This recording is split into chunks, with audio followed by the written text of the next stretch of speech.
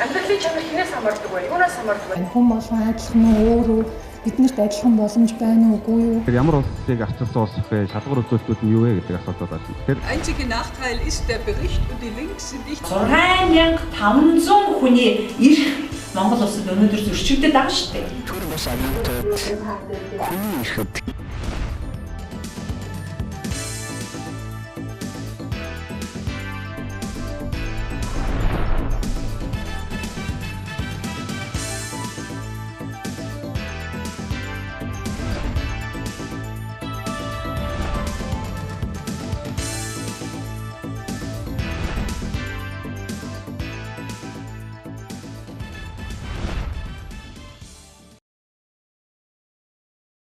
За Монгол Улсын хүний эрхийн үндэсний комиссийн тухай хуулинд бүх нийтэд хүний эрхийн боловсрал олох, боловсролыг хөгжүүлэх талаар ийм заалтууд байдаг. Тэгэхээр энэ заалтыг хэрэгжүүлэх ажлын хүрээнд хүний эрхийн боловсролыг олон нийтэд тэр дундаа одоо зорилттой бүлгүүдэд түгээх ийм зорилготойгоор үндсэндээ энэ сүүлийн 13 жил бол хүний эрхийн үндэсний комисс ажиллаж байгаа. Тэгэхээр боловсролыг бүх нийтэд түгээн дэлгэрүүлнэ гэдэг маань нэгдсэн улсын байгууллагаас батлан гаргасан хүний эрхийн дэлхийн боловсрол хөтөлбөрийн дагуу үндсэндээ агуулга нь чиглэгдэж явж байгаа. Тэр дундаа яг хүний эрх ямар одоо чиглэлд ямар хүмүүс зорж хийх ёстой вэ гэдэг дээр бол бид нар гол зорилгоо болгосон юм байна. Тэгэхээр энэ олон нийтийн цуврал эгц гэдэг бол олон нийтэд тодорхой хүний эрхийн зөрчилттэй холбоотой сэдвийн хүрээнд боловсрал олох зорилгоор бол чиглэгдэж явагдаж байгаа. Жишээлбэл сүүлийн 2 жилд нээлттэй нийгмийн форумтай хамтарч хийсэн энэ олон нийтийн лекцээр дамжуулаад бид нар хүний эрх тэр дундаа одоо сэжигтэн ялагдагчийг эрүүгийн байцаан шийдэх ажиллагаанд хамгаалах эрх гэдэг юм. Эсвэл одоо парламент дахь хүний эрх, за хөнгөлөлт хэмжлэгээтэй холбоотой, ялангуяа эрүүл мэндийн хамгаалах эрхтэй холбоотой заалтууд хүний эрхийн боловсрал туруулын орчинд одоо ямар байх ёстой гэдэг дандаа ийм сэтвчилсэн зорилгоор энэ лекцүүдийг бол мэрэгсэн ийм судлаач эрдэмтэн хүмүүсээр бол тавьж хэлцүүлж байгаа.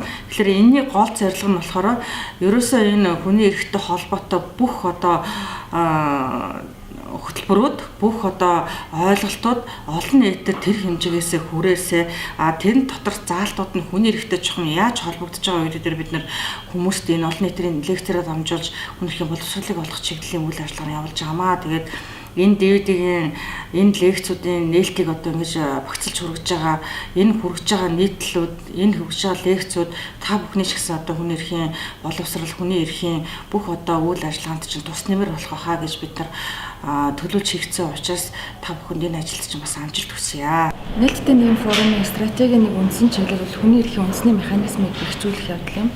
Энэ хүний эрхийн үндэсний механизмыг бэхжүүлэхэд бид хүний эрхийн үндэсний комисстай хамтран олон чухал ажлыг хэрэгжүүлдэг. Энэ хүрээнд тухайлбал хүний эрхийн тухай ярилцсан өглөөний сар бүрийн уулзалт байна.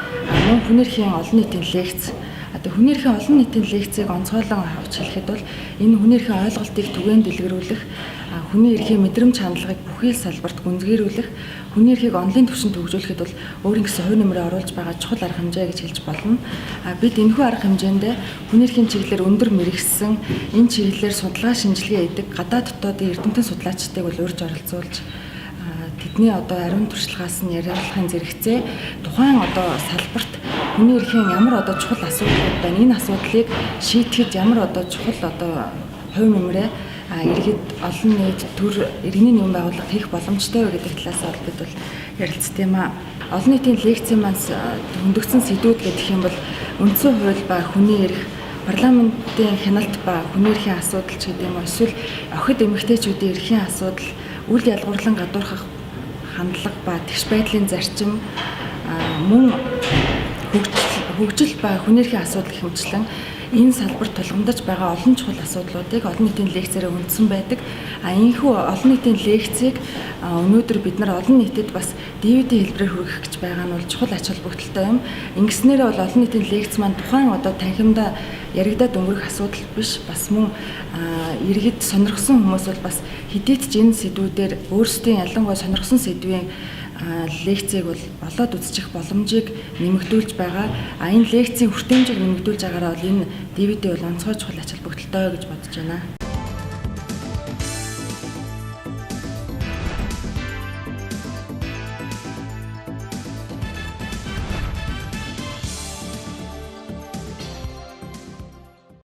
Хяналт шинжилгээ үнэлгээ дотоод аудитын газрын дарга Сүнжидгой орно. За Сүнжидгойг товч танилцуулахад бол Монгол Улсын их сургуулийн хуульцсан сургуулийг эрх зүйн мэргэжлэр төгссөн. За мөн сургуулийг магистраар төгссөн байгаа. Дээрээс нь холбооны бүгд найрамдах Герман улсын Мюнхен хотын Людвиг Максимилианы их сургуулийн хуульцсан факультетэд магистрийн зэрэг мөн докторийн зэрэг хамгаалсан ийм туршлагатай хуульчин байгаа. Тэгээ та бүхэн өнөөдрийн лекцтэй идэвхтэй оролцоороо халуун дотны яриа өрнүүлсэн хилцүүлэг одоо хилцсэн ийм лекц болно гэж итгэж байна. Ингээд Сүнжид дарга таныг лекцээ тавина гэж урьж байна. Хөлсөө ирсэн ахын гэмтэл юм байна. За миний докторийн судалгааны сэдв үндсэн хуулийн тэгшэрхийн зарчмыг хэрэгжил. Ялангуяа түүний нэрвэрлсэн заалтуулах ялгарлан гадуурхыг хориглох зарчмын хэрэгжилтийн харьцуулсан судалгаа гэдэг юм сэдв байсан. Өнөөдөр энэ сэдвийн хүрээнд би Монголд яг өөрийн судалгаа Герман болон Монгол улсын эрхцүүд тэгээд илүү хувийн эрхцүүд хамаатай байдлаар судалсан байсан. Өнөөдрийн сэдвийг Монголынхаа хүрээнд үндсэн ойлголтыг нь авч үзэх байдлаар хязгаарлаж ингэж авч үзэж байна. За эхлээд бид нар ер нь тэгш хандлага биднэрт тэгш хандж байгаа иргэний хувьд, хуулийн этгээдийн хувьд, хүний маань хувьд тэгш хандж байгаа бусдаас тэгш хандлага байна. Надад хүртэгдэж байна. Тэгш үйлчилж байна. Ялгарлан гадуурхдахгүй гэдэг хэр чухал хэрэгцээтэй асуудал вэ гэдэг зүйл гарч ирнэ дээ. Эхлээд хамгийн эхлээд. Тэр яг ер нь ингээд түүхийг бид нар харахаар бүхэл улс орнуудын түүх, дэлхийн түүхийг харахаар энэ тэгш хандах хэрэгцээ, тэгш байдлыг мэдрэх хэрэгцээ энэ ялгарлан гадуурхдахгүй байна гэдэг хэрэгцээ бол маш чухал юм байна гэж байна. Энэ дээр яг хамгийн том шалтгааныг нь гэж үзээд нөгөө дайн болон хувьсгал гэж тавьчихсан. Энэ бол аюу том сонсогдож байгаа. Хувь хүний хүрээнд ч гэсэн, иргэнийхээ хүрээнд ч гэсэн, эсвэл байгууллагын хүрээнд, үндэсний хүрээнд тэгш хандлага гэдгийг байх ялгарлан гадуурхдахгүй байх хэрэгцээ бол хүнд үндсэндээ заяамал юм хэрэгцээ болж байд юм байна л да. Жамсны эрх гэж ярьдаг тийм. Тэрэн шиг байд юм байна. Тэр энэ дайнуудын шалтгааныг харна. Ер нь бол хэвчлэн үндэстэн нэг үндэстэн нөгөөс илүү гэж үзэн тэ өөрсдөө мундаг гэж үзэн, илүү сайн гэж үзэн. Үгүй бол нөгөө арьсан мөнөөсөө болоод бие биенийг хөлийн зөвшөөрөхгүй төрнө өөр гэж үзнэ. Эсвэл өмчийн байдлаас ялгууртайг нь хөлийн зөвшөөрөхгүй хэсэг нь бас энийг хувьсгал болтлоо тэрийг явуулна. Тэгэхээр яг гэхээр ерөөсөө үндсэн энэ хүн гэдэг энэ хэрэгцээ чинь тэгээд бид нар хүмүүс бүгдээрээ нийлээл нэгж болдог. Байгууллага, бүлэг, гүрэн, үндэстэн, янзтан, эрэгтэй, эмэгтэй тэгээд цаашаа нийгмийн нэгжээ гэр бүл гэдэг нь бүрдүүлээд явдаг. Тэгэхээр энд бол биднэрт үндсэн нэг юм шаардлага байд юм байна. Тэг шаардлага гэдэг бол маш чухал юм байна. Энэ бүр хувьсгал дайны хэмжээнд хүртэл ойрч ингэж мөргөлдөөн, зөрчилдөөн гэж хүрэгдэг юм асуудал юм байна гэдэг ингээ харагдана. Тэгэхээр энэ өөрөө энэ 90 оны үйл явдлыг би бас тавьчихсан Монголын үндэсний эрх чөлөөний хөтөлбөрийн гэсэн 1911 оны. Яг шалтгаан нь дандаа эхлээд бид нар үндэсний аюулгүй байдал, эрх чөлөө бидний ингэж ярина. Гэхдээ явж тэр нь тусдаа бүрдрэхэд бид нар өөрсдөө эрх чөлөөгөө тодорхойлох тэгш байдлыг мэдрэх ялгарлан гадуурхдахгүй байх эрмэлзэл тэрнээс үүдэлтэй гэж мэд харагдана. Тэгээд энэ эсрэг бол яг философийн талаас нь гэвэл нэлээд олон өөр юм эргцүүлэлт явдгийн. Тэгээд жишээ болоод энэ дээр нэг оруулсан бүгдээрээ мэддэх сонссондоо бүгдээрээ сонсдог энэ Henry Ford гэдэг хүн байна. Анхны Америкийн автомашины корпорацийг үндэслсэн бөгөөд өнөөдөр ч гэсэн хамгийн амжилттай бизнесийн салбарын даатгчдын нэг. Энэ хүний миний амьдрал гэдэг ингээ Монголд нэм сүрэнгийн орчуулгаар гарсан байлээ. Тэндээс энд тавьчихсан хамгийн хоосон, хамгийн хортой нотлохоо бол бүх хүн адил тэгш юм аа гэж үздэг гэж. Тэгээд бүх хүмүүс адил тэгш биш гэдэг нь бол тэртээ тэргүй тодорхой. Тэгээд Ford нэг юу гэж хэлсэн байна гэхээр хүмүүс адилхан аж тустай байдгүй маа гэж хэлсэн байл. Бүх хүн адилхан аж тустай байдгүй. Тэгээд энэ улмаар нь бол ардчлалыг гуйлах, ардсан үйлчлэгийг боомлох юм нэг суурь нь болдгоо гэж ингэж тэрийг тайлбарлсан байлаа. Тэгээ байгальд ижилзүйл хоёр байдгүй маа гэж тэрийг бас үнэлсэн байл. Ийм одоо хандлагыг бол нэлээд олон эндээс үзэж болно. Тэр нь одоо заавал хувийн үйлчин дээр байх харахгүй нийгэмд байгаа янз янзын төлөөллийн хүмүүс юу гэж үзэж байгааг нэг илэрлэн юм. Бүх хүн адил тэгш байх боломжгүй гэж үзнэ. Гэхдээ энэ дээр та нар анзаарвал бүх хүн адил тэгш бишээ гэдэг. Бүх хүн адил тэгш бишээ гэдэг юм байна. За тэгээд ер нь ингээд бодоод үзэхлээр мэднээрээ хүн болгон өөр өөрийн сонирхолтой өөр өнгөн дуртай, өөр үзэл бодолтой, өөр зүйлийг таашаадаг, өөр зүйлийг эрхэмлдэг, үнэт зүйлс, хувийн сонирхол бүх юм өөр үүдэг те. Тэгэхээр яг хоо энэ дээр бид нэр хүн болгоныг адилхан болгох гэдэг хүслээр нэмжил мөн үү гэдэг асуулт гарна. Энэ тэгшэрхийн зарчим гээд үндсэн хуультай тулаад олон улсын гэрээ конвенцээр баталгаажаад яагаад хууль болгон дээр эрх зүйн хэм хэмжээний акт батлага болгон дээр ингээ хэрэглэх болгон дээр бид нар энийг яриад ингээд асуудал болгоод байна. Хүн болгон адилхан юм уу? Хүн болгоныг бид нар адилхан гэдэг юм уу? Энэ дээр Фордын хэлсэн шиг бүхэн адил тэгшээ гэдэг нь юуны хувьд юм? Мэдээж адилхан ач тустай гэж үл хэлэхгүй байна те. Өөр. Тэр нь ойлгож байна. А гэхдээ энэ дээр хүн болгоныг адилхан болгох гэдэг нь Камбожийн жишээ байна шүү дээ. Социализмыг байгуулж байгаад Пол Потын одоо саяхан олон улсын шүүгээр хүртэл шийдэгдсэн. Энэ дээр бол яг бүхэн адилхан дал модон дээр авирдаг байх хэвээр хэдэн секундын дотор ч юм. Бүхэн адилхан өндөртэй байх хэвээр, бүхэн адилхан нүдний шилгүү байх хэвээр, бүхэн адилхан юм байх хэвээр гэдэг чинь хамгийн өстө бүх хүнийг адилхан болгох гэсэн оролдлого бол хамгийн радикал жишээ нь бол Камбож шүү дээ тэгж хэрэгжүүлэх гэж оролцсон тийм. Эмгэнэл нь олсон одоо хүндрэлтний түүхийн бас нэг эмгэнэлтэй жишээ нэг бас. Тэгэхээр энэ тэгш байдал гэдгийн цаана их олон утга явд юм байна. Хүн болгон адилхан уу өөр үү? Биднэрт адилхан боломж байна уу үгүй юу? Энийг хамгаалж чадчихна уу? Тэгээд үндсэн хуулиар харахаар бид нар бол энэ нь бол олон улсын гэрээ хэлцээрээс л улбаатай. Үндсэн хуулиар харахаар бид нар ингэж уншина. Монгол улсад хууль ёсоор оршин суугаа хүмүүр хууль шүүхийн өмнө эрх тэгшээ гэж. Энэ дээрээс уншихаар эрх тэгш байдал хүмүүр эрх тэгшмал гэж хэлж байгаа. Эрхчин тэгшээ гэж тийм. За энэ дээр бас нэг юм анзаараарай бид нар бүгдөө үндсэн хуулийн 16 дугаар зүйлийг л эрхээ ярьдаг шүү дээ. Монгол улсын иргэн дараах үндсэн эрхчлөлөг баталгаатай адилнаа. Тэрнээр бол Монгол улсын иргэн гэж хэлж байгаа. Иргэнийхээ хувьд тэгээ иргэн гэдгийг ахаад тодорхойлж байна те. Монгол улсын иргэний бүртгэлтэй өмнөлттэй австай гэж чинь те. За ингээд явхлаар энэ дээр бол эрх тэгш байдал гэдэг нь өөрөө хүн бүр юм аа. Гэхдээ тэр хүн бүр нь Монгол улсад хууль ёсоор оршин сууж байгаа ёстой гэж хэлчихнэ. За тэгвэл энэ хуулийн хувьд одоо бол энэ нэг өмнө хэлээд байгаагаас арай өөр нэг философийн хэрэгцүүлэн дээрээс арай өөр. Философийн хэрэгцүүлэлтээр үүдэлтэй бүхэн адилхан тэгш байх боломжтой юу? Ёстой мó? Шаардлагатай юу гэдгээс үүдэлтэй. Гэхдээ хууль зүйн хамгаалтын хувьд хүн болгоны эрхчин тэгш байх ёстой маа гэж хэлж байна. Тэр энэ хууль зүйн талаас юу гэж энэ эрх тэгш байдал гэдгийг үздэг вэ?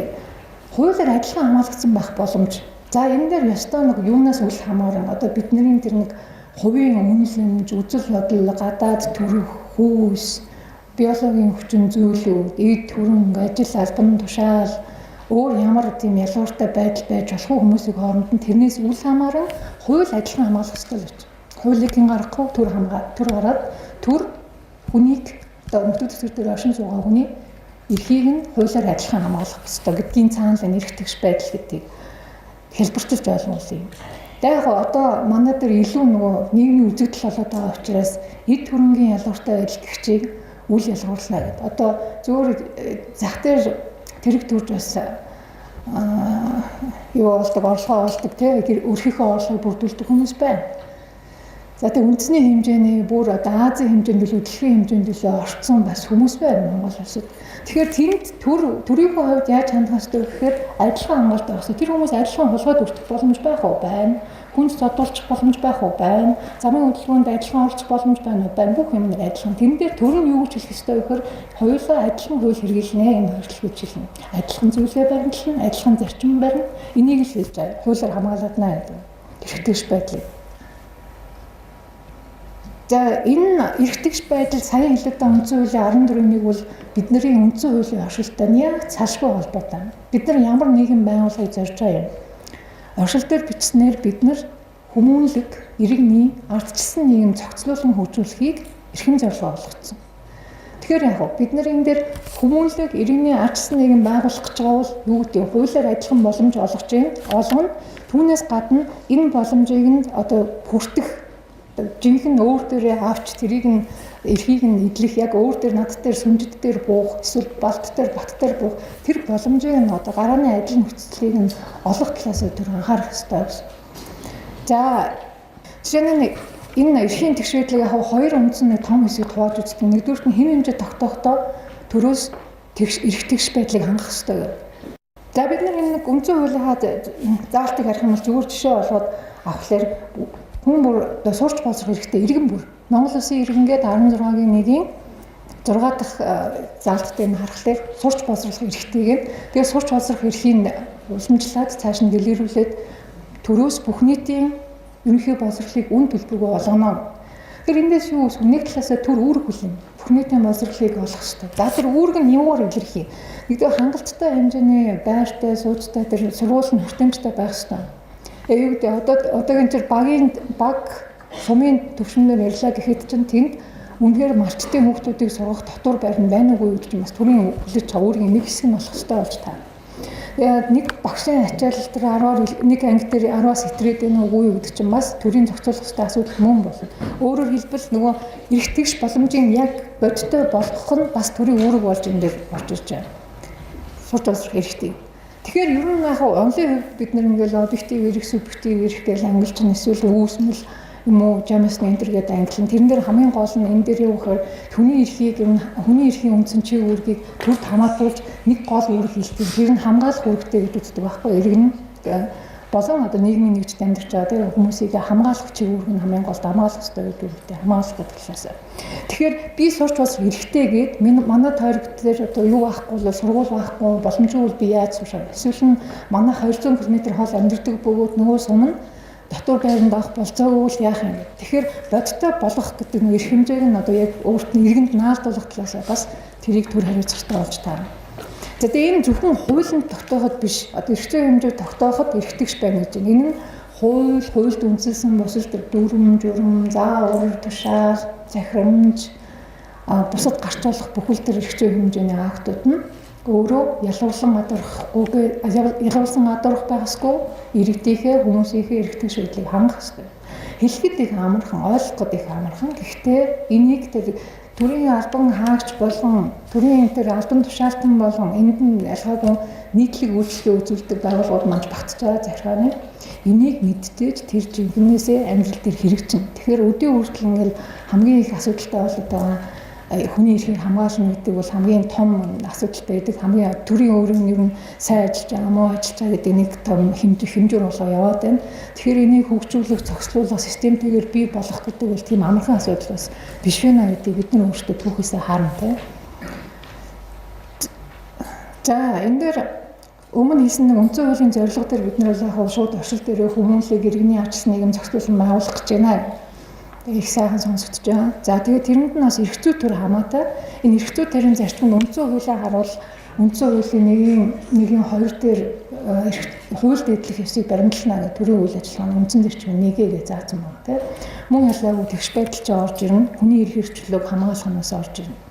Тэгээ энэ эрх зүй төрийн хамгаалалт эрхийн тэгшүүдлийг хангах гэдэг нь бол яг хуулиа болон хуульд үндэслэн бүхэл төрөмж актыг хүний эрх тэгшүүдлийг харгалзах, хамгаалахыг үүднээс гаргах ёстой. Мөн хэрэгжүүлэхдээ 2 дахь зарчим нь 2 дахь хэсэг нь агуулгын том хэсэг нь хэрэгжүүлэхдээ эрх зүйн хэмжээг адил тэгшээр баримтлах ёстой буюу ялгарлан тодорхойлох ёстой гэдгээр илэрнэ. За энэс нэлээд төвөгтэй асуудал нь юу гэхээр нийгмийн оролцооны тэгш байдлыг бас нэг агуулж байгаа гэж үздэг нэг хүмүүнлэг төрийнхөө хувьд те нийгмийн оролцоонд оролцох тэгш байдлыг бас хангах ёстой маа гэж үздэг. Тэгээ энэ бол нэлээд төрөөс идэвх санаачлага, мөнгө, бусад хүчин зүйлийг шаардна тэгжээч бий болох асуудал. За тэгээд энэ эрх тэгш байдлыг нь хууль зүйн агуулгын хувьд нь илүү одоо бид нар авч үзсэн үндсэн хуулийн зарчмуудтай эрх тэгш байдлыг хангах хууль зүйн утгаар нь хамгаална гэж ойлгодог учраас за энэ дээр хэм хэмжээ тогтооход яаж эрх тэгш байх ёстой вэ? За хууль тогтоогчийн хувьд улсын их хурл. Тэгээд бүх төрлийн захиргааны байгууллагууд хэм хэмжээний акт батлан гаргадаг хэм байна. Сургуулийн захирлч гэсэн гаргана, байгууллагын удирдлагч гэсэн гаргадаг, тушаал түүний хавсралтаар тэгээд янз бүрийн эрх зүйн актуудыг гаргаж байгаа. Тушаал нь өөрөө ч гэсэн эрх зүйн акт мөн. Тэгээд энэ дээр энийг гаргахдаа аливаа хууль эрх зүйн үндсэн хуулиар олгогчдын тэр эрх зүйн төрийн зарчмын үндэс байна. Хүний эрх эрхчлөлийг хөндөхгүй зөрчихгүй байх байна. Энэ зарчмын үүднээс яаж тэгшэрхийг хангах вэ гэдэг үндэслийг харгалзах ёстой гэж таад. Яг энэ сүүлд нь бас бүгдээрээ ярина. Гэхдээ энэ дээр жишээлбэл ганцаарчсан хүнд нэг хүнд зориулж юм уу нэг зөвхөн хэсэг бүлэг зориулж тийм хууль батлах ёсгүй гэж үздэг. Одоо монголчууд бол нэг өршөөлийн тухай хууль гэж гарна. Өршөөлийн тухай хууль гардаг. Татварын өршөөлийн тухай хуулийг гаргасан бас түүх байна. За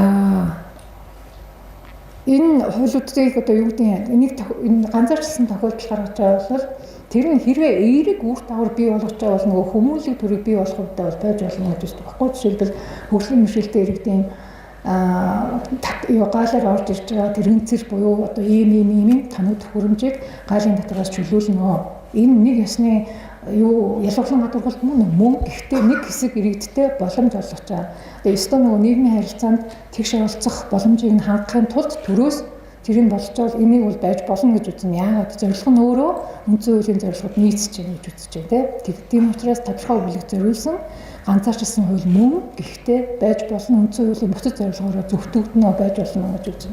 Эсвэргээр одоо юу гэдэг тэр татварын өршөөлийн тухай хууль гэдэг тэр шалгах шаардлагатай. Хууль зүйн тэр механизмын схемийн хандаагаа авч үзэх хэрэгтэй болно. Яа хин тэр өршөөлт хамрагдаж байгаа юм. Тэр нь үнэхээр хамрагдах ёстой субъектүүд мөн үндсэн хуулийн бусад зорилгоор тэр нь зөвтгөгдөж чадж байгаа юм уу гэдгийг харах хэрэгтэй. За энэ тэгээ зөвхөн хууль дээр биш зүгээр хав жишээ авч байгаа нь хууль дээр тэр тушаал дээр ч гэсэн ялгаагүй. Одоо байгууллагын удирдлагууд албан хаагчтайгаа холбоотой байнга л одоо юу гаргадаг тушаалууд гаргадаг. Тэрэн дээр адилхан нөхцөлд байгаа хоёр хүнд яг адилхан нөхцөлд байгаа хоёр хүнд өөр шийдэгдэх бол байд юм байна. Одоо жишээлбэл сайн нэг судалгаа хийгээд харсан. Тэгсэн 36 сарын цалинтай тэнцэх хэмжээний тэтгэмжийг төрийн захиргааны албан хаагчаас тэтгэврт гаргахтаа авч болно гэдэг. Тэгээд нэг байгууллага дээр харахаар янз бүр. За зарим нь 12 сар хаяг өгчин, зарим нь 24 сар хаяг өгчин. Юуг үндэслэсэн бэ гэхээр тэр хүмүүсийн ажилласан жил нь адилхан, тэр салбарт ажилласан жил нь адилхан байна даа. Юуг үндэслэсэн бэ гэхээр төсөв гэсэн бас тайлбар өгч байгаа байхгүй. Тэгэхээр тэрийг одоо болохгүй л гэж хэлж байгаа. Яагаад гэвэл ажилласан жил нь өөр. Эсвэл одоо өөр тийм ялгах одоо шинж тэмдэг байгаа бол одоо онцгой хүнд нөхцөлд байсан энэ гэдэг нөхцөл байгаа бол байж болно тийм аагүй яг адилхан буюу адилтгаж болох тийм ажил нөхцөл юм бол тэр байгууллагын удирдлагаас ч гэсэн гаргахтаа шийдвэр гаргахтаа адилхан гарах хэрэгтэй. Надад таалагдахгүй гэдгийг чинь л ер нь бол энэ хуулиар зорих гээд байгаа шүү дээ. Мэдээж хүний хувьд л надад үнэлж байгаа. Би улаан дургу би тэр өөр надад тэр уртстай хүн таалагддаггүй одоо юу ч үгүй тийм юм зөндөө хүн болгонд л байдаг. Зүгээр төрийн төлөөлж ажиллаж байгаа юм бол та энэ шийдвэрийг гаргахтаа эрх тэгш байдлыг хангах хэрэгтэй гэдгийг зүйлийг нь зарчмын дагуу шаардаад байна. Хэрэгжүүлэхэд тэгш байх гэхээр бид нар эхний ээлжинд бол эрх зүйн хэмжээг батлахад тэгш байх гэдэг нь бол илүү хууль тогтоох хамаатай мөн шийдвэр гаргах эрх бүхий албан тушаалтнууд хамаатай болоо явчихна тийм. Хоёр дахь тэр одоо эрх тэгш байдлыг хангах зарчмын агуулгыг бүрдүүлээд байгаа нэг үндсэн хэм хэмжээнд тэр эрх тэгш байдлыг хэрэгжүүлэхдээ харгалзах үндслэг гэдэг. Энэ бол нэгдүгээр шүүх эрх мэдэлт хамаатай, хоёрдугаар нь төрийн гүйцэтгэх эрх мэдэл буюу нэмхэн нийтийн захиргааны байгууллага гэдэг энэ хүрээнд хамаатай. Төрийн эрх мэдлийг бид нэг 3% үздэг. Тэгэхээр эхнийх нь бол илүү хэм хэмжээ тогтоох учраас хууль тогтоогчтой их хуультай хамаатай болоо явчихна. Хоёр дахь нь хэрэгжүүлэхдээ эрх тэгш байдлыг хангах хэрэгтэй гэдэг зарчим нь бол шүүх болон захиргааны төрийн гүйцэтгэх эрх мэдлийн байгууллага илүү хамаатай болоо явчихна. За шүүхүүд бол өөрийн онцлог байна. За бэрцтэй байдлаар буюу өмнө шийдсэн байдлаар харгалзах уу гэдэг асуудал байна. Одоо миний мэдж байгаа нэг байшин байгаа. Тэр хоёр улсын хооронд маргаан болоод барьцаан тавьсан юм лээ. Тэгээд оршин суугчид мөнгө бүтэн төлсөн. Үйл хөдлөлийн төрөнгийн буюу бүртгэлийн гэрчлэгээ оруулъя гэхээр өгдөггүй. Яагаад гэвэл энэ ингээд шүүгэн шийдвэртэй өнгөсөн учраас. За тэгээд тэр маргаан нэг хүн яваад одоо сүмжид яваад гэж бодъё л да. Яваад шийдвэрлэж байгаа. Тэгэнгүүт өгцөн. За тийм байна. Сүмжид чинь бол бүгдийн төлбөрөө гэрээний хадаа өөргөө бэлгээд өгчөө. Тэгэхээр чиний үйл хөдлөлийн төрөнгийн гэрчлэгийг чинь гаргаад өгчөө. Тэгвэл тэр байшин оршин сууж байгаа ахад одоо хэд чинь 80 ч хүн байгаа байхгүй. Энийг шүү яах вэ? Одоо өөр нэг хүн яг тэр юунаас байрнаас очиод үйл хөдлөлийн гэрчлэгээ авъя гэдэгт нь өстой гэсэн үг байхгүй, харгалзах хэрэгтэй гэсэн үг байхгүй тий. Тэрнээс үүдээ нэг удаад нь өгчөөд нөгөө удаад нь яагаад гэвэл адилхан норм мэдээж төлбөрөө төлөөгүй эсвэл өөр шалтгаан байгаа бол татгалзсан шүү дээ тэрэн дээр. Адилхан нөхцөлд байгаа бол гэдгийг нь дандаа шалгах хэрэгтэй болж таарна л да. Адилхан нөхцөлтэй байна, адилхан нөхцөл орчин одоо өөр одоо шинж чанар юу гэдэг харгалзах хүчин зүйл юу юм бэ гэдэг тий. За тэгээд шүүхтэр бол шүүгчийн дотоод үнэмшил гэж нэг зүйлийг бид нэр яриад байгаа. Шүүгч хараад тасаа хэвээр шүүгчийн дотоод үнэмшил. Дотоод үнэмшил чи өөрөө гэх юм бол хэрвээ захиргааны байгууллага маргаан үүсвэл энэ улмаар шүүх рүү буюу тэр явах юм бол яаж энийг үзэж энийг юу гэж ойлгож энэ дээр ямар эрх зүйд орох юм бэ гэдэг гардаг учраас энэ бүхнийг нь илүү өргөн нарийн бүхэл хүрээнд тодорхойлох ёстой гэж үздэг юм байна. За үзэл бодол гэдэг бол бүх талын л үзэл бодолтой. Гэхдээ үзэл бодлоо илэрхийлэх боломжийг бас хангах ёстой гэж үзэн. Гэхдээ дараа нь бид нэг хязгаарлах боломжуудыг аваад үзнэ. За өөрийн үзэл бодол итгэл үнэмшилтэй байхыг бид нэр үндсэн хуульд зааснаар бол хоригдж үл болох ямар ч тохиолдолд хоригдж үл болох эрхийг нэгэндэн заасан байна. За боловсролын төвшин байна. Ингээ ялгцсан. Тэгээ эндээс ингээ харахаар хөгжлийн бэрхшээлийг бид нэр эндээс үндсэн хуулийн Монгол Улсын үндсэн хуулинд байхгүй байна гэдгийг харна. Хөгжлийн бэрхшээлтэй эсэх хэрнэ гэдэг юм уу да. Тэгээ бэлгийн чиг баримжаагаар нь бас ялгалангаад байх хэсэг гэдэг нь байхгүй. Тэрийг тэгээ бид нар юу гэж ойлгохгүй, ялгарч болно гэж ойлгохгүй төрөх хэрэггүй. Ямар ч үс энд бол тэгж тодорхой оруулаагүй. За тэгээ ийм заавал бидний сонин үсгэр нэлийн хаардаг. Метр талаас дээш өндөртэй цагаалаг өгтөйг ажилдаа унаа. Эсвэл юу гэдэг тийм өндөртэй тийм шаардлага хангасан хүмүүсийг ажилд авнаа. Энийг та нар одоо зүгээр өөртөө бодглохлоор энэ ялгуурлан гадуурхачаа хэлбэр мөн болов?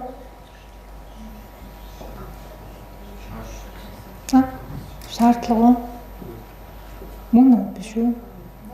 Мөн. Тэгээ ялгуурлан гадуурхачаа хэлбэр бол мөн.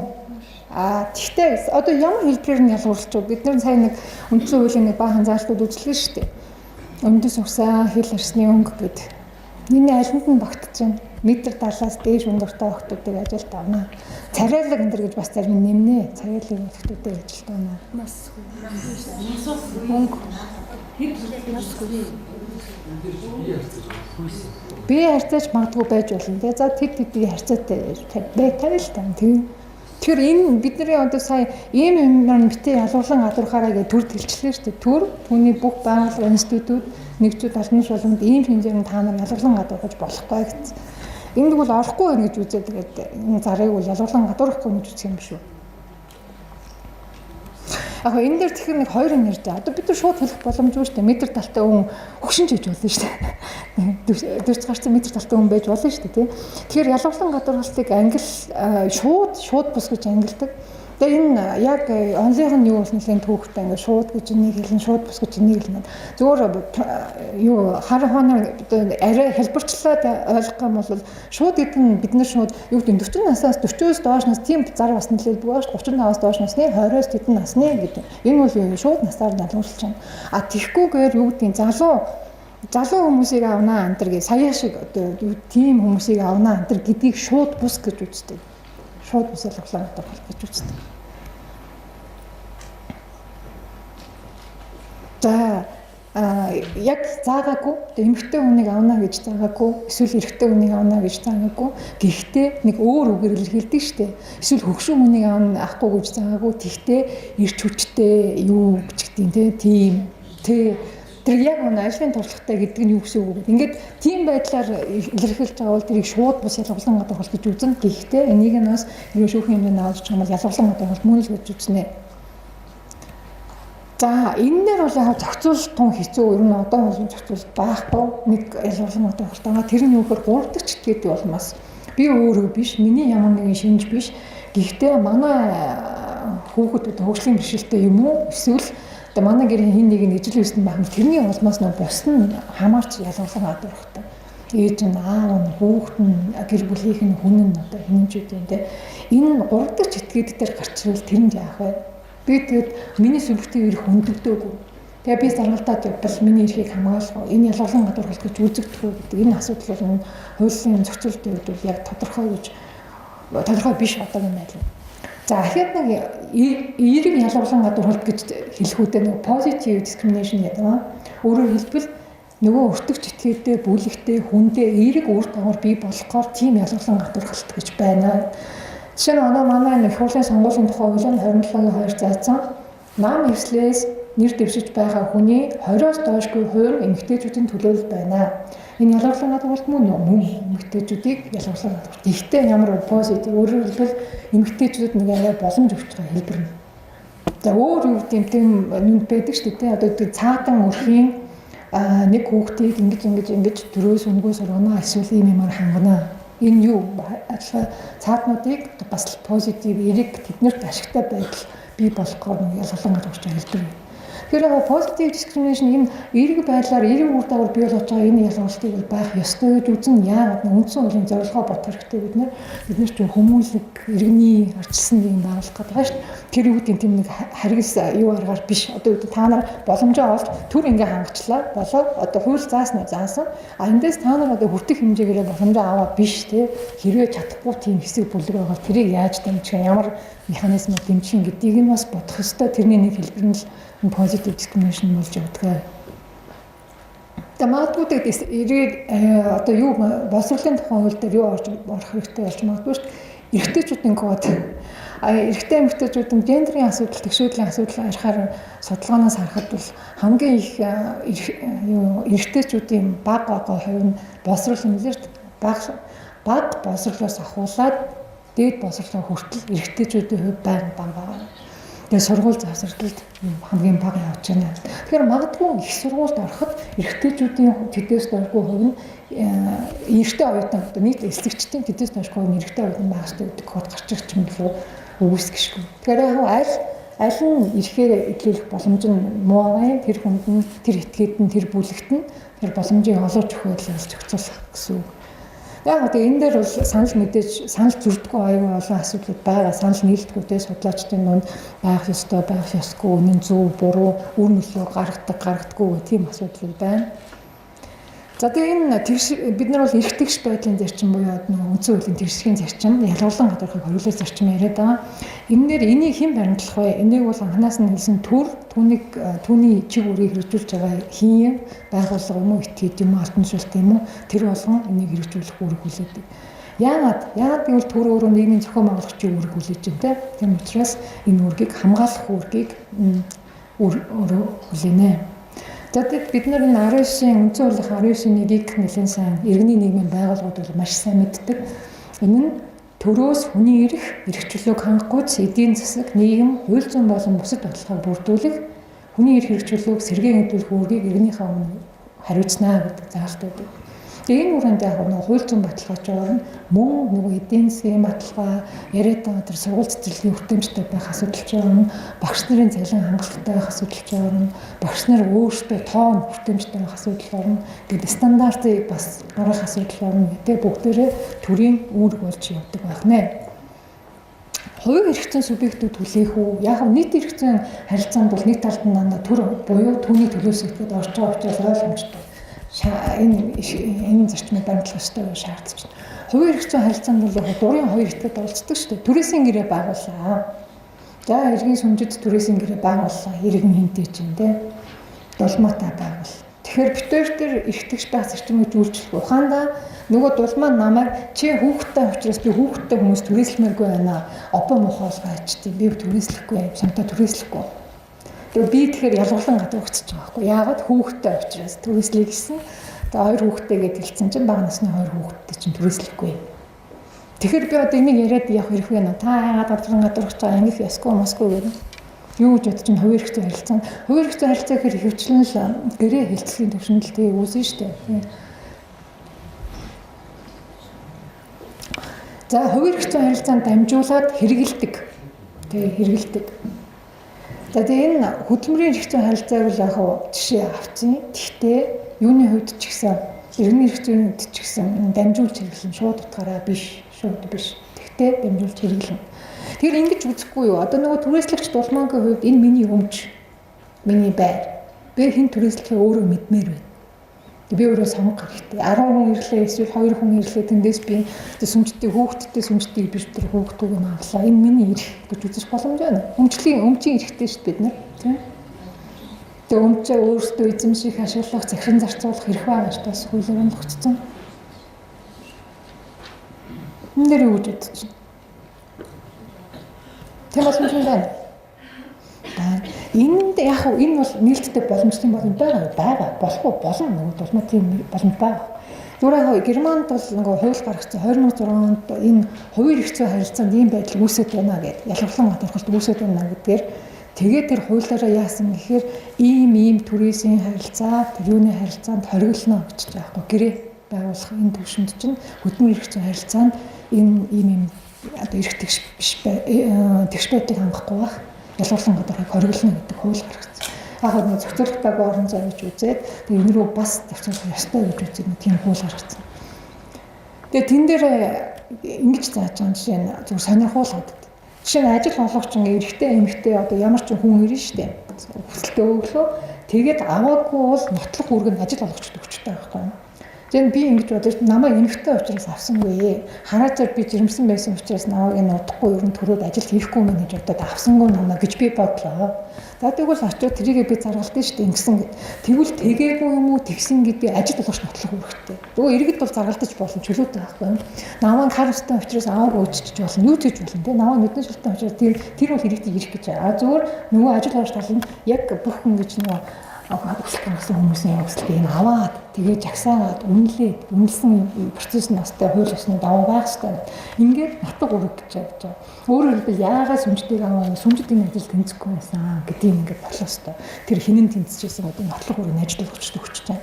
Тэр яг энэ ялгарлан гадуурхаа савлах зарчмыг хэрэгжүүлэхэд нэгэн ачлан тогтолтой болдог юм байна л да. Яг гэвэл энэ хөдөлмөрийн харилцаа нэлээх ялгарлан гадуурхал байдаг гэж үздэг юм байна. Тэгээд тэр Германы хуулиар бас юг хоригдсан гэхээр жирэмсэн эсхийг нь асуухыг хоригдсан эмэгтэй хүмүүс. Тэр нь нөлөөлөх ёсгүй гэж үзэж байна. Тэгээд Америкт бол одоо ажил олгогч манайхаар бол төрийн албан хаагчийн нэг гэдэг анкет байдаг шүү дээ. Тэрэн дээр зургийн наханд бас барьсан юм билээ. Тэгээд тэр нь яг нөгөө харангуйта уу хар ярьсан байна, тийм байна. Латин юм шиг байна, тийм юм шиг, Аз юм шиг байна гэдэг тийм боломжийг хаах байгаа юм байна л да. Юуны хувьд бол нөгөө хүүсийн байдлаар нь ялгарлахгүй тулд Герман болохоор тэр жирэмсэн эсийг нь асууж болохгүй гэж байна. Зарим тохиол мэдээж нөгөө ачигч ажилд авах гэж байгаа бол тэрийг асуух ёстой гэдэг тийм юм байна л да. Тийм өргөж зөөх тийм юм биеийн хүчний ажил байна тийм. Гэхдээ ерөнхийдөө тэр нэг зарчим нь үл юм. Тэгээ Монголын хуулиар хөдөлмөрийн тухай хуулийн дээр маш сайхан бичсэн мэлээ 7-2 дээр. Үндэс усан арсны унаас эрэгтэй эмэгтэй нийгмийн гарал байдал хөрөнгөчний эрхэлсэн ажил албан тушаал боловсрол шашин шүтлэг үзэл бодлоор нь ялгарлах хязгаарлах давуу байдал тогтоохыг хориглоно. За хэрэгжилтийн тухай дээр хамбал мэдээж бид нэр өөрсдөө дор бүрнээ бас хэрэгжүүлчих болно те. Юм хэрэгжилтээ маш үнэ. За ажилд ороход нэлээд шаардлага тавина. За захын нэг зарыг аваад үсгэр нэлээд хэдийн юм ярина. За тийм хэрэгжилтэй байх, тийм боловсролтой байх, тэдээс доош хурцл ажилласан байх, эсвэл тийм хэмжээний туршлагатай байх, тийм настай байх энэ төр гэдэг тийм. Магадгүй тийм газар амьдардаг байх энэ төр гэдэг шаардлага тавина. Энэ өөрөө одоо хөдөлмөрийн тухай хуулийн саяын бидний маш сайхан заалтыг зөрчиж байна. Ялгарлахгүй, хязгаарлахгүй, давуу байдал болохгүй гэдэг ааш.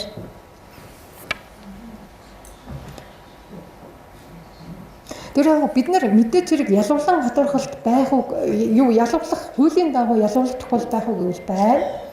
Тэрийг нь ямар үндслээр авч үздэг вэ гэдгийг аваад үзснээр 5 шинжийг л аваад үздэг. Ялгарч болно. Одоо чинь юу гэдэг цагдаа түн авах гэж байгаа бол баахан шаардлага тавьдаг шүү дээ.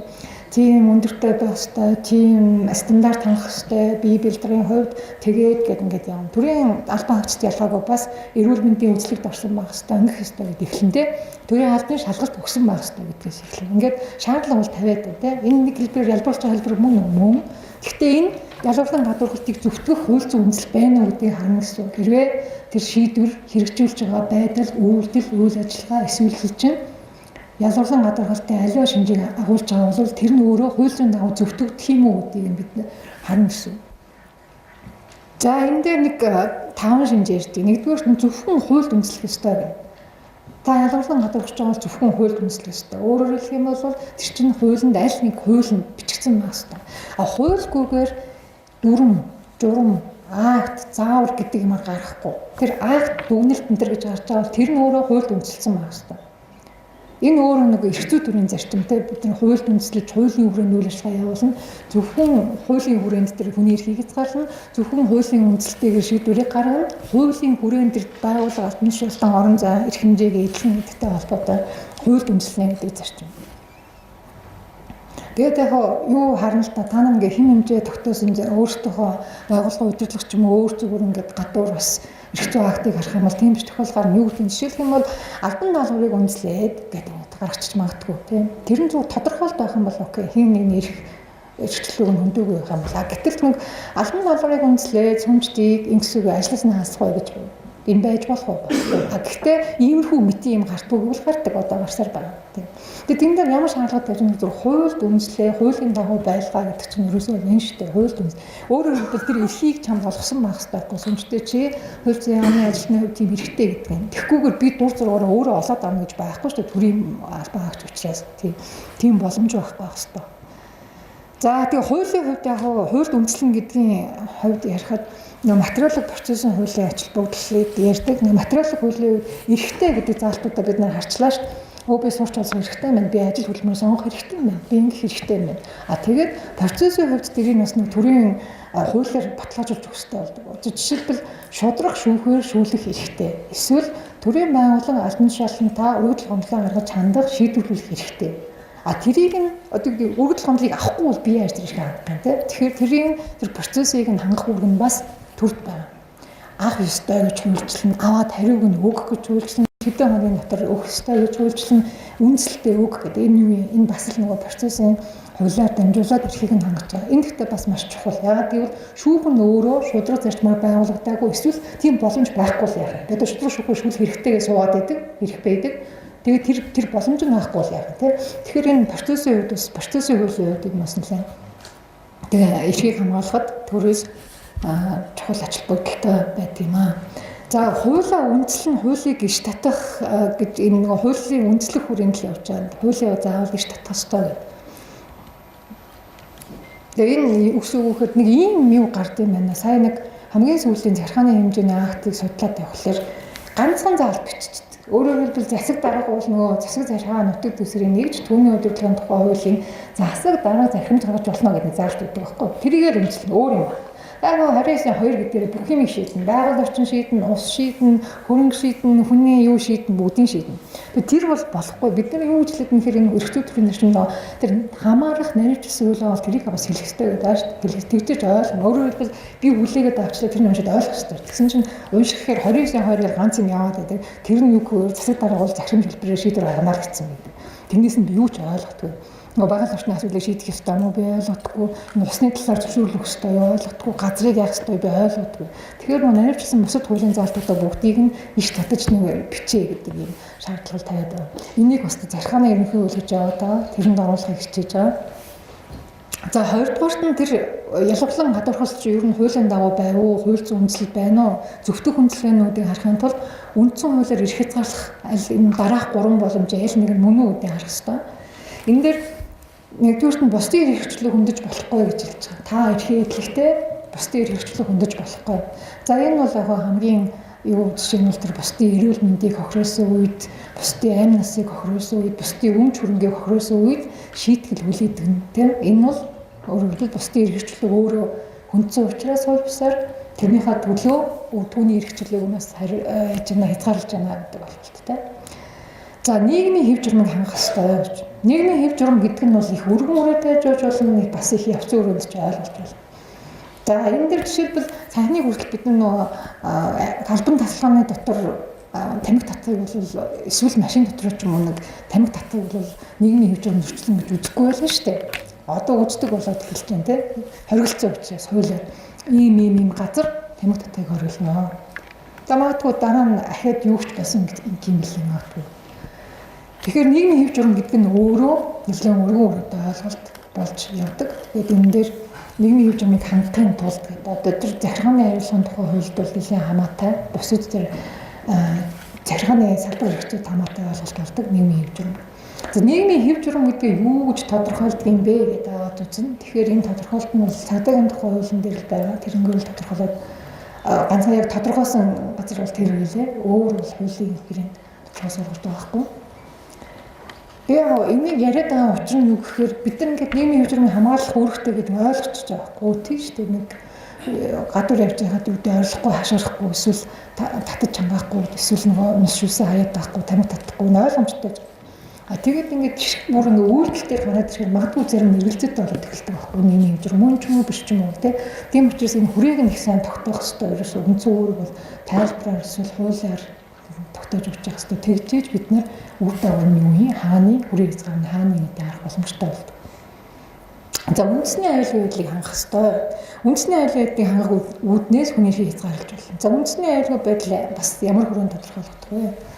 Авилгал, үндэсний аюулгүй байдал гэж бүгдээрингийн үндэсний аюулгүй байдал зөвхөн нэг улсын тусгаар тогтнол бүрэн бүтэн байдал, хэлийн халдшгүй байдал, мэдээллийн нууц энэ гэдгээс тий төрийн өөрийн хэвийн үйл ажиллагаа явуулах чадвар гэдгээс гаднаас үндэсний аюулгүй байдал ч өөрөө, эдийн засгийн аюулгүй байдал ч өөрөө тэгээд нэмхэн тэр нэг авилгал мэдлэлд өртөж байгаа байдал энэ гэдэг чинь ч гэсэн бас үндэсний аюулгүй байдалд орж болно гэж өргөөрөнд ойлгож болно.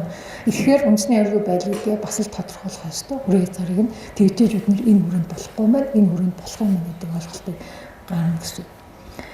За тэгээ хоёрдугаарт энэ гурвын аль нэгэнд нь хамаарч ивэл хүний эрхийг хязгаарлаж болно. За дараа нь тэнцвэрт байдлыг харгалзаач гэж үсэж байгаа. Тэнцвэрт байдлыг харгалзах ёстой. Энэ тэнцвэрт байдал гэдэг нь пропорtional байх ёстой гэж үзээд байгаа л өөрөөр хэлбэл гаргаж байгаа шийдвэр чинь тэр зорилго тогтсон байх ёстой. Ямар зорилготой юм? Захиргаа ямар зорилготой, захиргааны байгууллага бол биш бол төр ямар зорилготой, төрийн байгууллага юу гэдэг. Тэр зорилгот чинь нийцж байгаа юм уу? Үнэхээр энэ шаардлагатай шийдвэр үйл ажиллагаа үйлдэл хийх ёстой мөн үү? Дараа нь энэ чинь өөрөө тэр тэнцвэртэй байдлыг хангаж байна уу? Тэгээ хүний эрхийг хязгаарлах дээр ярихаар бид нэг ярьдаг шүү дээ. Жишээлбэл одоо н хот дотор хурдны хязгаар хэд байгаа вэ? 20 юу гэж ирдэг лээ. Хороол дотор 20, хот дотор 60. Энэний жишээ нь юу гэж зөвөр зорилго. Нөгөө тээврийн хөдөлгөөний аюулгүй байдал, тээврийн зорчилтын замын хөдөлгөөний аюулгүй байдлыг хангах зорилготой байна. За тэгээ одоо бас нэгдүгээр игнэнд тавьсан машинуудыг ачдаг болчиход байна шүү дээ. Энэ өөрөө бас зорилго нь мөн үү? Мөн. Яагаад тэр зорчих хэсгийг тавихыг хориулна гэсэн тийм. Тэгээд тэр зорчих хэсгийн зорилго нь юу? Нэвтрүүлэх зорилготой. Тэр ирсэн хөдөлгөөний нэвтрүүлэх зорилготой тэгж өгөн замаа өгсөн чинь нэгдүгээр игнэнд тавиад болдгоо. Нөгөө талаас нь ийм мэрүүл яг нь би одоо жишээлбэл юуны өмнө усын дэвч үүхийн өмнө усын дэвч үүхтэр ажилтаа өмнө тавих гэхээр өмнө зогсоол байдгүй. Тэг би хаана тавих вэ гэдэг нь хариулна. Тэг төр өөрөө би болох ёстой юм шиг зогсоол. Төрөгд нь одоо нийслэлийн засаг дараач юм хийн тийм тэр хариуцж байгаа тийм. Тэгээд цагт би одоо ингэдэг чинь 50-аар юм чинь болохгүй. Миний намайг яагаад алдаж ачаад байгаа юм гэдэг асуулт тавьж болох уу? Ялаа шүү дээ тийм. Тэгэхээр яг юу гарах ёстой гэхээр зорилго нь юу гэдэг зорилго нь гоё байлаа гэд бүх аргыг зөвтгөн гэсэн үг биш гэсэн. Өөрөөр хэлбэл юу гэдэг эрүүдэн шүүхийг хэрэглэхгүй гэж зарчим байна шүү дээ. Эрүүгийн мэдсэн шийдэх ажиллагаа дээр яагаад одоо юу гэдэг би мэдээлэл авмаар байна. Тэр хэргийг илрүүлмээр байна. Тэр мөрдөн шалгах ажиллагааг хурдан дуусгамаар байна. Бодиттой мэдээлэл авчмаар. Тэглээгээд нөгөө этгээд чи эрүүдэн шүүж болохгүй л гэдэг байгаа шүү дээ. Таамаглаж болох. Тэгээ зорилготой хүрэх байсан бол ямар нэгэн арга зорилготой хүрэх хичээх ёстой шүү дээ. Тэгэхээр үгүй зорилго чинь зөв байх ёстой. Дээрээс нь арга хэрэгсэл чинь шаардлагатай бөгөөд тохирсон байх ёстой гэж шаардаж байгаа байхгүй юу? Тэгэхээр бүх арга хэрэгсэл бол зорилгоо зөвтөхгүй. Тэгээ зорилготой та бас зөв тохирсон арга хэрэгслийг хүргэх ёстой. Тэрний тулд бас төрөлгөө харах ёстой. Гэр хэмнэлттэй байдлаач гэсэн харах ёстой. Одоо нэг замын бордурын засвар явахаар хамгийн харагддаг юм да. Манай гадаах юм явуу хүний бордур хэдэн удаа авч хэдэн удаа буцааж наа гэдэг ш. Тэр чинь яаж төр өөрөө хэмнэх ёстой байхгүй. Төсөв хэцүүдтэй л тийм юм чинь бас хяналт гарна шүү дээ. Яаж нэг төлөвлөгөөний дагуу аль нь эхлээд явах вэ? Усны хоолой явах юм, ямар нэгэн засвар явах юм, явчаад нэг хуулаар эргээ зам нь тэгээд дараа нь борчуурн тавьдаг байхаар ч юм. Тэгэхгүй тэгэл жил болгоно л замын борчуур авсан тавьсан асуудал болоод ч юу эдийн засгч байдал биш шүү дээ. Хувь хүн байсан бол хэдэж тийм хийхгүй бодож байгаа бүгдийг нь хамгийн хэмнэлттэй яаж хийх вэ гэдэг өөрийнхөө гарах зардлаа каноноос бодож шүү. Тэрнтэй адилхан төрийг бас бодооч гэдэгт энэ зорилго арга хэрэгсэл тохирсон маа шаардлагатай байх гэдэг нь бүгдээрээ чиглэлдэг. За энэ хамгийн сүүлд нь бичсэн нэг энэ зарчмыг илэрхийлээд байгаа тэнцвэртэй байх гэдэг. Энэ нь яг хав эрхийг хязгаарлахтай юм уу эрх хөвгтөө хит ихсгэх хит багсахыг хориглоно гэдэг. Тэгээ эрүүгийн хуультай холбоотой одоо үйлчилж байгаа тэрнтэй холбоотой нэг баг домог болцсон нэг хэрэг гэдэг юм лээ шүү дээ. Нэг ариун цэцэг өглөө хинтэй аймгийн эхлээд нэг гар утас сулгаалсан дараа нь 10,000 төгрөг хулгайлсан ч илүү эхлээд 10,000 төгрөг хулгайлаад дараа нь гар утас сулгаалдаг ч илүү ямар ч гэсэн 2 удаагийн хулгай хийсэн тэгээ 10 жилийн хорхлоор шийдгүүлсэн гэж хэлдэг ш. Тэр чинь юу гэсээр ямар гин тэрийг зөрчил гаргасан тэрэнд нь тохирсон зэм байх ёстой гэсэн шийтгэл байх ёстой. Тэрнээс нь дааж тавшгүй юу гэдэг жижигхэн мэдээж тэр хүн зөрчил гин тэрийг хийсэн тэр бол ойлгомжтой. Тэрэнд нь хэл хүлээлгүй тэгтээ тохирсон хэмжээнд л гэдэг асуудал ярьж байгаа байхгүй. Тэгэхээр тийм нэг хит ихсэх буюу хит багасхыг хориглоно. одоо боломж байдаг тэр боломжуудаас одоо тэр тэнцвэртэй байх зарчмыг хангалтах боломжийг нь олох ёстой. Тэг бол боломжийг төр өөрөө төрийн байгууллагаараа ашиглах ёстой гэдэг төр гарч байна. За хамгийн дөрөвдүгээрт нь энэ хүний эрхийн гол цөм асуудлыг хөндөхгүй гэдэг юм. Тэгэхээр эрх болгонд хөндөж болшгүй цөм асуудал байдаг гэж үзэж байгаа. Жишээлбэл шашин шүтэх хэрэгчлөө гэж байна. Энэ дээр нэг юм гарна Европын гомдод нэлээд хашаа нэг лалын шашинтнууд толгой алчуур зүүдэг тийм. Тэр зүүхийг нь нийтийн албанд ажиллаж байгаа бол зүүх ёсгүй гэдэг шийдвэрийг нэлээд одоо шүүгдээс гаргасан байгууллагаас. Тэгээ тэрэн дээр шашин шүтэх хэрэгчлөө ярина л да. Би лалын шашинтан учраас ийм толгой алчуур зүүдэг юм аа. Тэгэхээр нөгөө хэд нь та шашин шүтэх хэрэгчлөө гэж хөндөж байна уу, хөндөхгүй байна уу, цөм асуудал мөн үү биш үү гэд шүүгүүд нь авч үзтээ. Тэгээ тэндээс харж байгаа гол асуудал нь шашин шүтэх хэрэгчлөөний хамгийн гол хөндөж болшгүй цөм асуудал илэрхийлэл нь юу гэж үзэж байгаа нэхээр албадаж хин нэгнийг шашинд оруулахгүй. Эсвэл хин нэгний шүтэж байгаа шашнаас албадаж гарахгүй байх гэж байгаа байхгүй. Өөрөөр хэлбэл би хэнийг шүтдгийг тэр нь бусдад хамаагүй. Тэрнээс биш би бүдгийн шашинд ингээд эрхээ зүгөөд явах нь энэ бол шашин шүтэх эрхчлөөний гол цөм асуудал биш ээ гэж үзэж. Эсвэл нэг христийн загалмай зүгөө явдаг. Энэ бол бас биш ээ, илэрхийлэл нь биш ээ. Тэгээд тэмдэгтэй адилхан толгой алчуур зүүгч нь бол яг цөм асуудал нь биш ээ гэж үзээд тэгээд хориулсан шийдвэрүүд гаргасан нь тохиолдод байгаа. Тэгэхээр энэтэй адилхан одоо яг энэ шашин шүтэх хэрэгчлээ ярьж байгаа шиг бүх асуудал дээр гол цөм нь юу юм, хөндөж болшгүй асуудал нь юу юм гэдгийг нь харах хэрэгтэй гэсэн. Тэгээд хамгийн сүүлд нь ганцаарчлсан тохиолдол зөвлөсөөл батлахгүй гэдэг. Энийг хамгийн анх эхлэхдээ би бас дурдсан. Аль нэг бүлэгт илүү байдал олохгүй эсвэл аль нэг бүлгийг хууль ёсоор хязгаарлахгүй байх үүднээс ганцаарчлсан тохиолдолд хууль баталгааг хориглоно. Одоо нэг ийм бид нар зайсангийн амыг бүгдээр бол мэддэг болсон төрийн тусгай хамгаалалтын газар нутаг юм байна. Хуулиар хамгаалагчсан. Тэрэнд нь суурьшил үүсээд эхлээд бүр дундаа ороод төгсөж байгаа ч юм уу. Одоо тийм процесс явж байна. Тэгэхээр энийг яах вэ? Хууль нь л явж штэ. Төрийн тусгай хамгаалалттай бүс нутгийн багамаа гэж байна тийм. Тэгэхээр яг одоо тэгэхээр зайсангийн амаас суурьч байгаа хүмүүсийг яах вэ? Байгаль орчны яамныхны нэг би ярилцлага үзсэн телевизээр нээлттэй иргэдтэй ярилцчихлаа. Тэгсэн чинь тэн дээр нөхөн төлбөр авна л гэж. Яагаад гэвэл хуулийн заасан. Тэгээд нөхөн төлбөр аваад дараа нь одоо энийг яах юм тэрийг бол мэдэхгүй л гэж. Тэгээд суурьшил юмс гэж үзэх юм уу, болох юм уу? Тэр тусгай хамгаалтаасаа гаргах юм уу, яах юм? Тэгэхээр яг энэ дээр юу зөвөр хэлэх гээд юм нэхэр тусгай бүлэгт илүү олох юм уу? Эсвэл тэднийг ялгуулах байдлаар хууль батлах ёсгүй гэдэг нь төрийн өөрөөр гэж үзэж байгаа юм л да. Гэхдээ дөрөв хэлсэнчлэн ялгуулан гадуурхалтын зөвтгөх үндэслэл байхгүй бол тийм ээ. Боломж байх ёсгүй гэж үздэг. Тэгээ эн чинь юу үүсгэдэггээр улмаар эрх зүйн ухамсар нийтийн төртөө итгэл гэдэг юмд хүрдэг. Хэрвээ ингэж л байгаа юм бол тийм. За энэ би нэлээд юу багш нар нэлээд их ирнэ гэж сонсоод энэ нэг жишээ авсан юм аа. Тэр 91 онд Швейцарын иргэн гэхдээ өөрөө Швейцар нэлээ. Тэгээд лалын шашинтай хүнтэй гэрэлсэн юм байна лээ. Тэгээд лалын шашинтай хүнтэй гэрэлсэн учраас шашинд нь дааж ороод тэгээд энэ алчуур зүүдэг болсон юм лээ. Гэвлүүр гэд яриад байдаг шүү дээ. Тэгээд энэ гэвлүүр зүүдэг болоод тэгээд баг ангийн багш юм байна өөрөө. Тэгээд ажил дээрч гэртээч одоо бүхэл газраа зүүдэг. Тэгсэн чинь их эцгүүд нь гомдол гаргадаг байхгүй юу нөгөө баг ингээд хүүхдээ суугаж байгаа хэцүүд. Тэгээд гомдол гаргахтаа юу гэхээр бид нарын шашин шүтэх эс шүтэх эрх юм хөндөж байна. Тэгээд энийг нь авч үзээд саяын нэг 5 зарчмын дагуу бүгдийг нь авч үзээд энд өөрийнх нь эрх нь айл уу, гол эрх нь айл уу, энэ тэнцвэртэй байлын хангаж чадчихэв үү, зорилгыг зөвтөхгүй өөр нөлөө нь ямар вэ гэж авч үзээд хичээлээ заах үедээ гэвлүүрээ аав гэдэг шийдвэр гаргаж байгаа. За бусад үед чинь бол таны хамаагүй та бусад үед гудамжаар хааж явж исэн гэртээ тэр үед чинь хамаагүй хичээлээ заах үед яагаад гэвэл бусад хүмүүсийн хүүхдүүд бага ангийн хүүхдүүд гэдэг чинь ерөөсөө үлгэр дуурайл ертөнц нь одоо тэрүүхэн хавьда бараг бурхан нь багш байдаг. Бүгдийг тэндээс хардаг. Тэгэхээр юу гэдэг багш нь ийм байх чинь шууд нөлөө үзүүлнэ. Тэдний итгэл үнэмшил сонгох хэрэг шууд нөлөө үзүүлнэ. Тийм учраас болохгүй. Та нийтийн албан хаагч багшийн хувьд энэ гэвлүүрээ ажиллаж байгаа үедээ болохгүй гэдэг юм шийдвэр гаргаж. Тэгээ бас нэг Италид анги юу тэд нар ч бол нэлээд католик шашинтай нэлээд гэж нэлээд ихийнх нь ер нь бараг бүгдээрээ католик шашинтай. Тэгээ католик шашны илэрхийл болоод ус ангиудтай нэг хэрэгс их зүйд юм лээ.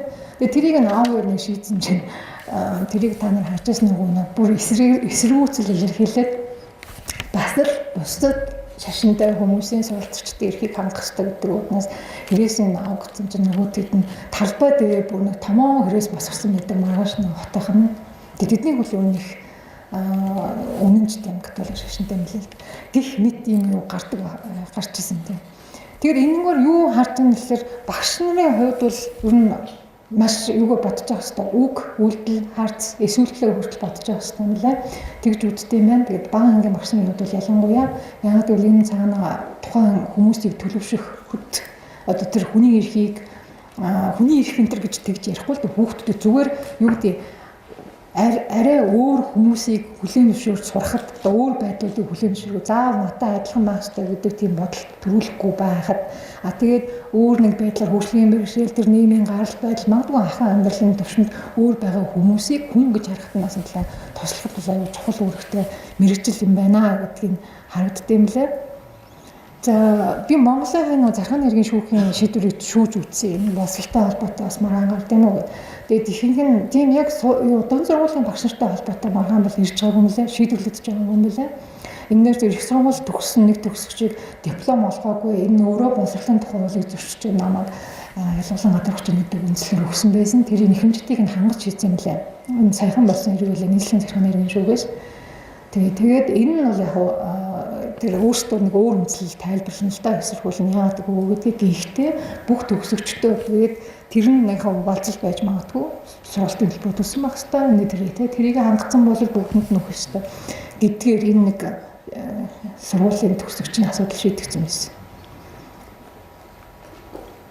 Тэгээд би бас нэг юу нэтээс нь багшийн ёс зүй гэж үзсэн. Тэгэхээр багшийн ёс зүй гэхээр янз янзын сэтгэл гардаг юм байна. Жишээлбэл энэ дээр нэг ингэж хэлээ ёс зүй бол яг гаргацсан сайхан дүрм журмтай байдаг юм билээ. Гэхдээ сургуулийнхаа жолын тамхи татаа зогсож байгаа дунд сургуулийн хүүхд багшаасаа айдаг цаг өнгөрчээ.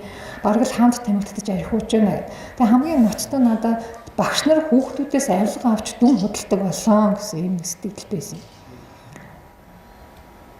Тэгээд багшийн үүргийг харахаар бослон тухай хуулийн дээр бол маш сайхан бичсэн байлээ. Ялгуулан гадуурхгүй байх, нэр төрийг нь хүндэтгэн хамгаалах гэдэг. Нөгөө бидний одоо миний анханасаа эхлээд ярьсан тэр зарчмыг бол яг бүр үг гэдгээр тэр битгий л суралцагч бүрийнхөө онцлогийг хүлээн зөвшөөрнө гэж байна. Хүнлэг харилцана, өөрийгөө хөгжүүлж бие хүн болж төлөвшөгтөнд дэмжлэг үзүүлнэ. Улмаар суралцагчийн бие даасан байр суурь үзэл бодолд хүндэлтэй хандна. За тэгээ ёс зүйн дүрмд 2007 оных одоо хүртэл хүчин төгөл төр хэвээрээ юм байна. Тэрэн дээр бас ялгаагүй суралцагчдын нийгэм соёлын ялгаатай байдал, нийгмийн гарал, эцэг их, асуун хамгаалагчдын боловсрол, амьдралын түвшин, өөрийнх нь суралцах чадвар, гадаад өнгө үзмжээр нь ялгарлахгүй хандан сурлагын амжилтыг бодиттой үнэлнэ. Энэ бодиттой үнэлэхээр маш их ач холбогдол үүдэх юм л одоо тэгш байдлыг хангаж байна гэдэгтэй. Сая нэг Германых бас юу байсан юм бэ? Нэг тэгш байдлыг хангаж байгаа байдал дээр одоо ялгарлан гадуурхгүй байгаа байдал дээр нийт боловсролынхаа системд нь судалгаа хийсэн байна. Тэгээд юу гэж харсан гэхээр ялгарлан гадуурхалт маш их байна гэж.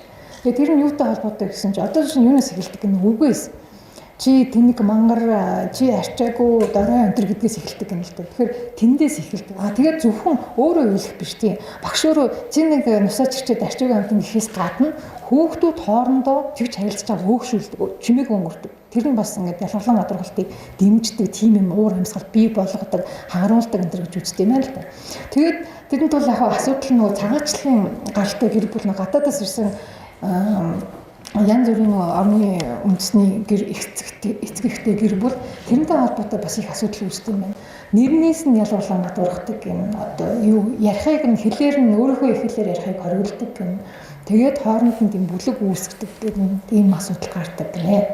Тэгээд энийг дунд сургууль энэ төвшөнд бол маш асуудал гэж үзээд арга хэмжээ авах хэрэгтэй гэж. Тэдний чинь уг нь манай яг баан хуйлтай. Дээрээс нь нэг тусдаа хариуцсан хүн байж байгаа байхгүй юу? Зөв үүрэг гэдэг ойлгох хэрэгтэй юм ийм л асуудал. Илүү чухал юм байна л гэж хараад. Тэгэхээр өөрөөр хэлбэл хүнээс хамаатай. Бид нар ойлгож чийж, бид нар хэрэгжиж энэ зарчим амьдран хэрэгжин цаашаа төлөвшин илүү одоо өстой нөгөө үндсэн хуулийн оршилт гардгаар цогцлон хөгжин. Тэгэхгүй нэг хийсвэр юм яриад төр гэдэг чинь явж тэгэл бид нар сууж байгаа шүү дээ. Одоо шийдвэр гүйцэтгэл очиход та бид нар сууж байгаа. Юм дээр сургууль дээр очиход та байж байгаа шүү дээ. Тэгэхээр яг хүнээс өөртөөсөө албаа очиж өөртөө л хэлэх хэрэгтэй. Тийм л гэж ойлгож байна да. Ингээд анхаарал тавьсанд баярлалаа.